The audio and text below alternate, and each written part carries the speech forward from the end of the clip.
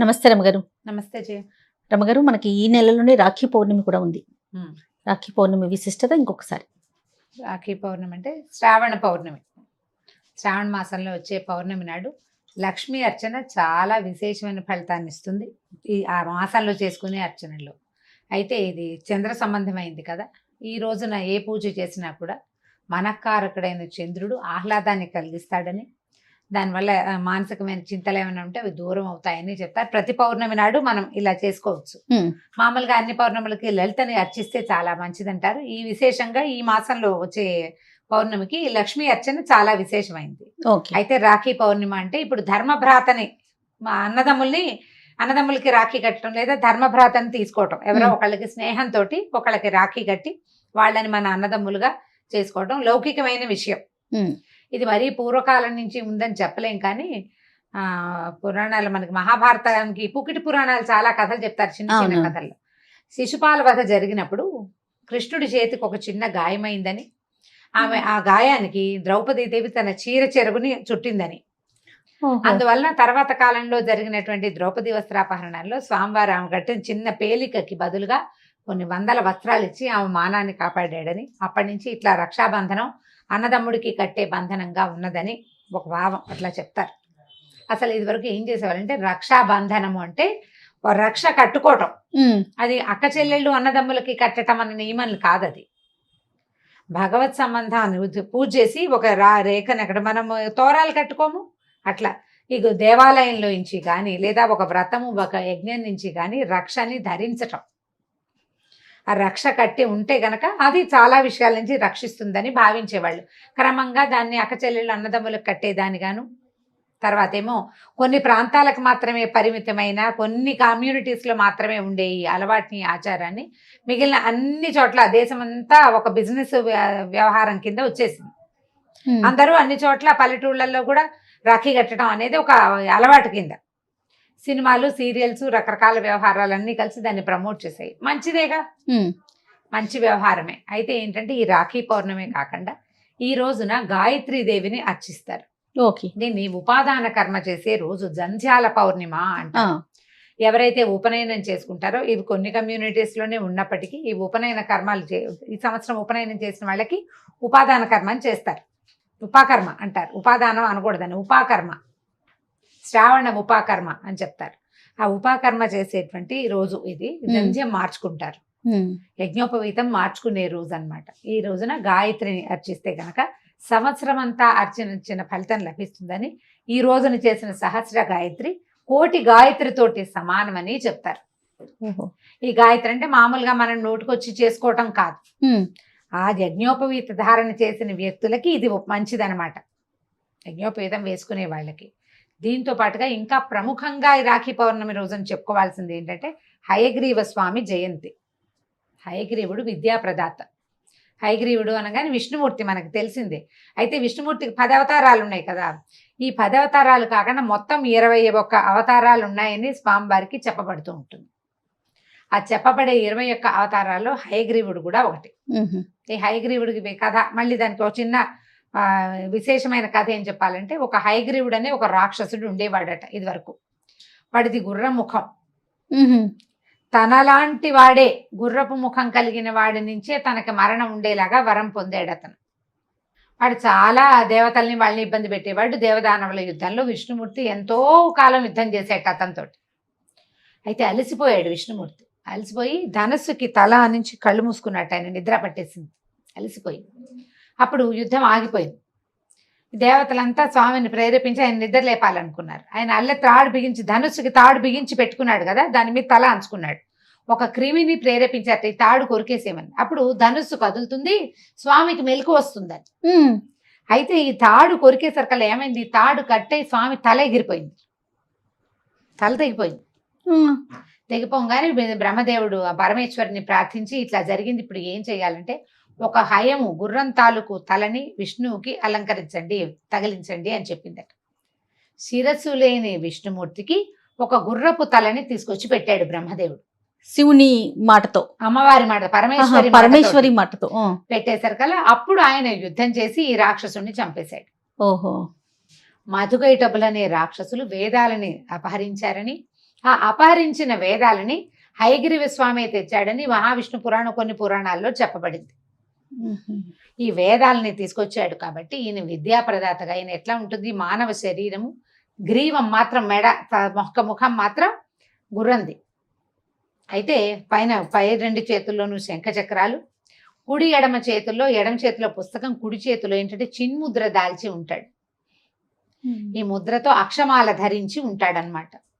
ధ్యానమూర్తిగా కనపడతాడు.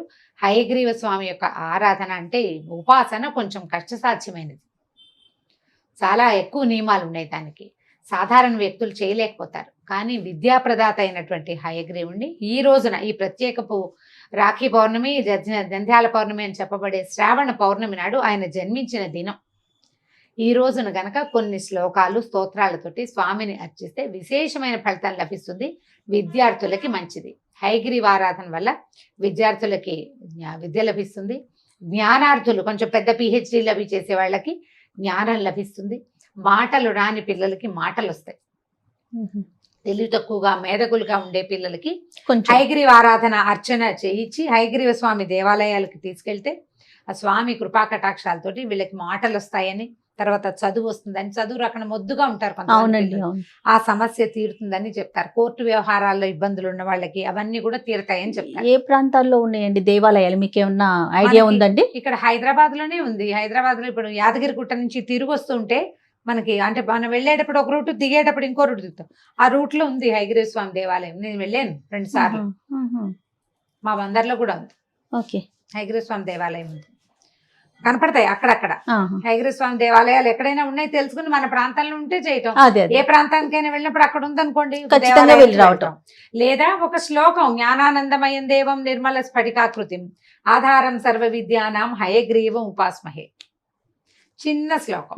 సరస్వతి నమస్తుభ్యం చెప్తావా?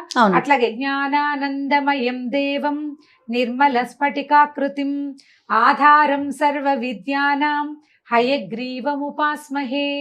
చిన్న శ్లోకం చూడు, చక్కగా పిల్లలకి నేర్పించవచ్చు. పెద్దవాళ్ళు కూడా చదువుకోవచ్చు. ఈ హయగ్రీవ ఆరాధన, హయగ్రీవ స్వామికి సంబంధించినటువంటి శ్లోకాలు కనుక చదువుకునే వాళ్ళకి పెద్దవాళ్ళు అయ్యాక అల్జైమర్స్ లాంటివి రావు. జ్ఞాపక శక్తి వృద్ధి పెరుగుతుంది. దీంతో చాలా విశేషంగా చెప్పబడుతుంది. కాబట్టి ఈ రాఖీ పౌర్ణమి రోజున మనం పూజా విధానం చేసుకుంటాం. లక్ష్మీ పూజ చేసుకుంటాం. సాయంకాలం లక్ష్మీ అష్టోత్తరం, సహస్రనామం చదువుకోవచ్చు. లేదా మనకు అలవాటు కాబట్టి లలితా సహస్రనామం కూడా చదువుకోవచ్చు.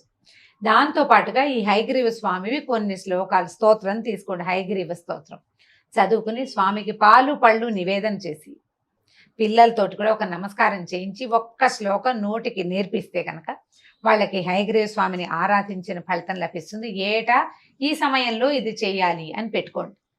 ఇవాళ అలవాటు చేసిన శ్లోకం పిల్లలు రోజు చేసేలాగా కనుక మామ్స్కే కదా చెప్తున్నాను. మామూలుగా ఎవరైనా రాగానే సరస్వతి నమస్తుభ్యం చెప్పు, గాయత్రి మంత్రం చెప్పు అని అడుగుతుంటాం. పిల్లలు వస్తే చెప్పిస్తున్నారు ప్రతి వాళ్ళు. ఇది చెప్పించండి తప్పకుండా అండి, చక్కగా ఉంటుంది. ఇంకో శ్లోకం ఉంది, అభంగుర కళాదానం, బాగుంటుంది. అభంగుర కళాదాన స్థూల లక్ష్యత్వమీయుషే తుంగాయ మహసే తస్మై తురంగాయ ముఖే నమః. చూడు ఎంత సింపుల్ గా, చిన్న శ్లోకం కదా. ఆ జ్ఞానానందమయం, ఈ అభంగుర కళాదానం, ఈ 2 కూడా నేర్పించదు. ఒక్కసారి అర్థం ఏమన్నా చెప్పగలుగుతారా రమ్మగారు? బ్రీఫ్ గా ఏముంది? జ్ఞానానందమయం దేవం నిర్మల స్ఫటికాకృతం. జ్ఞానానందం, జ్ఞానము ఆనందము కలిగినటువంటి, అంత జ్ఞానం వల్ల వచ్చే ఆనందాన్ని పూర్తిగా పొందినటువంటి భగవంతుడు, దాంతో కూడినటువంటి దేవుడు. నిర్మల స్ఫటికాకృతం, స్ఫటికం వల్లే తెల్లటి ఆకారం కలిగినవాడు, తెల్లని గుర్రపు ముఖం. ఆధారం సర్వ విద్యానం, అన్ని విద్యలకి ఆధారమైనటువంటి హయగ్రీవుడికి నమస్కరిస్తాను. పూర్తిగా శుద్ధ జ్ఞాన స్వరూపుడు ఈయన. ఇంక అందులో వేరేదేమీ లేదు. పూర్తిగా జ్ఞాన స్వరూపుడైన స్వామిని గనక మనం అర్చిస్తే మనకి జ్ఞాన వృద్ధి కలుగుతుంది. ఆ స్వరూపాన్ని తలుచుకోవటం, వేదాలని రక్షించినటువంటి స్వామిని గనక తలుచుకుంటే, వేద విద్య మహోత్కృష్టమైన విద్య. విద్యల్లో అత్యంత గొప్పది వేద విద్య. అది చదవడానికి అందరికీ అవకాశం రాదు, అన్ని జన్మల్లోనూ కుదరకపోవచ్చు. అలా మహత్తరమైనటువంటి వేద విద్య లభిస్తుందట ఈ స్వామిని గనక అర్చిస్తే. వేద విద్య కాకపోతే కనీసం సాధారణ విద్య ఈ జన్మలో మనకు అవకాశం ఉన్న విద్య అయినా పూర్తిగా లభిస్తుంది. అజ్ఞానం ఉంటే చాలు కదండి. అదే కదా, కాబట్టి ఇది మనకి దొరుకుతుందని మనం ఈయనని హయగ్రీవ స్వామిని ప్రార్థించాలి, ప్రార్థిస్తే పూజించాలి. మనం రాఖీ పండుగ చేసుకుంటాం, ఎవరో అన్నదమ్ములకి చక్కగా రాఖీ పండ్లు అవి కట్టుకుంటాం. మేమైతే ఇప్పుడు కట్టలేదు, మాకు అలవాటే లేదు. చూస్తూ ఉంటాం, అందరు కట్టుకుంటుంటారు. సరే, ఎవరి సరదా వాళ్ళది. క్రమంగా మనం ఏం చేస్తామంటే వేరే వాళ్ళ పద్ధతులైనా అదేదో బాగుందని అలవాటు చేసుకుంటాం కదా, అదే అదే అట్లా అలవాటు అయిపోయింది ఈ రాఖీ కట్టడం. రాఖీ కట్టడం అంటే సోదరుడికి రాఖీ కట్టి నీ బంధం నీతో నా బంధం కలకాలం నిలిచి ఉండాలని సోదరిమణులు కోరుకోవటం. ఇలా రక్ష కట్టిన తంటి చెల్లెల తాలూకు పూర్తి సంరక్షణ బాధ్యత నేను వహిస్తానని అన్నదమ్ముడు ఒక ప్రతిజ్ఞ లాంటిది తీసుకోవటం. అదే ఈ సంబంధ బాంధవ్యాలు పెంపొందించుకోవటం కోసం చేయబడిన ప్రక్రియ. ఆ కొన్ని ప్రాంతాల్లో చేస్తారు, ఇప్పుడు మనం కూడా చేసుకుంటున్నాం కదా. ఇప్పుడు అది అది ఒకవేళ కుదిరితే చేయటం, మనకు అలవాటు ఉండి ఆసక్తి ఉంటే కనుక. కానీ ముఖ్యంగా చేయవలసినటువంటి గాయత్రి ఆరాధన చేయవలసిన వాళ్ళు తప్పకుండా చేసుకోవాలి. సర్వులు ఎల్లరూ, ప్రతి వాళ్ళు, విద్యార్థులే కాదు మామూలు వాళ్ళు కూడా హయగ్రీవ స్వామిని అర్చించి ప్రార్థించి గనక ఒక్క చిన్న శ్లోకం చెప్పుకొని, లేదా మనకు శ్లోకాలు రావు, ఆ ప్రతిమని మా ఫోటోని చూసైనా దండం పెట్టుకుని ఇవాళ ఈయన జన్మదినం, ఈయన ప్రార్థిస్తే మనకి జ్ఞానం ఇస్తాడని భావించి కనుక ప్రార్థించి పూజించినా కూడా ఫలితం లభిస్తుంది. ఈ రోజున స్వామివారి జయంతి ఉత్సవంగా భావించాలి. తప్పకుండా అండి. కానీ ఇది ఒక డిఫరెంట్ నాకు తెలియదు రమ్మగారు ఈ కథ. పిల్లలకి చెప్తానికి ముందు మేము తెలుసుకోవటానికి కదా, తెలుసుకోదగ్గ విషయం కదా. చాలా బాగుందండి. తప్పకుండా పాటించాలి, పాటిద్దాం. నమస్తే రమ్మగారు. నమస్తే జయ.